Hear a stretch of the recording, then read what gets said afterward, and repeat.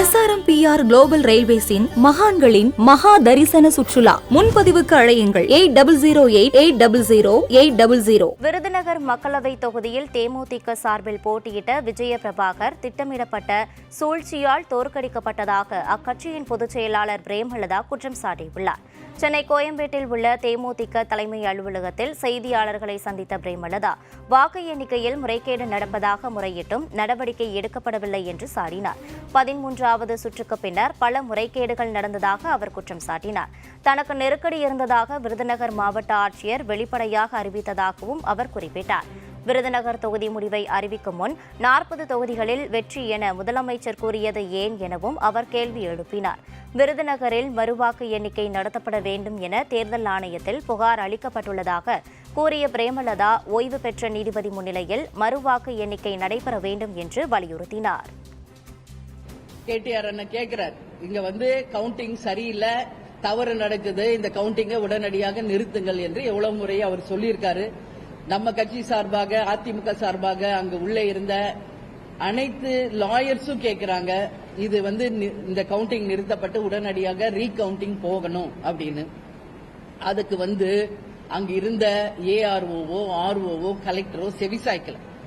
அதற்கு பதிலாக மிரட்டும் தோணியில போலீஸ் போர்ஸ ஃபுல்லா உள்ள இறக்கி ஐஜி டிஐஜில இருந்து அனைத்து காவல்துறை அதிகாரிகளையும் உள்ள இறக்கி அங்க ஒரு நியாயத்திற்கு செவிசாய்க்காம அவங்க கவுண்டிங்க தொடர்ந்து நடத்திக்கிட்டே இருந்தாங்க.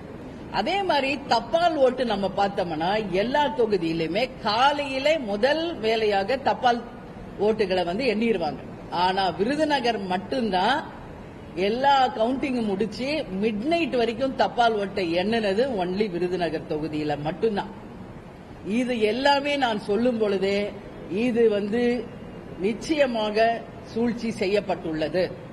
எப்போ முதல்வர் அவர்கள் நாளை 40 தொகுதியை நாங்கள் சொன்னதுனால அவர்களுடைய அமைச்சர் பெருமக்கள் அதை உண்மையாக்க வேண்டும் என்பதற்காக அதிகாரிகளை நிர்பந்தப்படுத்தி அந்த கவுண்டிங்கை முறைகேடு நடத்தி நிற்பாட்டி அதை அவங்க இதை தடை செய்திருக்கிறார்கள் என்பதுதான் உண்மை. இதுதான் அங்க நடந்திருக்கிற ஒரு விஷயம். நாங்க உடனடியாக அதை கேட்கும்போது அது யாருமே அதை செவிசாய்க்கல. அதனால இன்றைக்கு நாங்க இதை தேர்தல் ஆணையத்திடம் நேத்தே இமெயில் மூலமாக ரீகவுண்டிங்குக்கு நிச்சயமாக தேர்தல் ஆணையம் ஆணையிட வேண்டும் என்று நேத்தே நாங்க இமெயிலையும் லெட்டர் மூலமாகவும் ரெஜிஸ்டர் போஸ்ட் மூலமாகவும் அனுப்பியிருக்கோம்.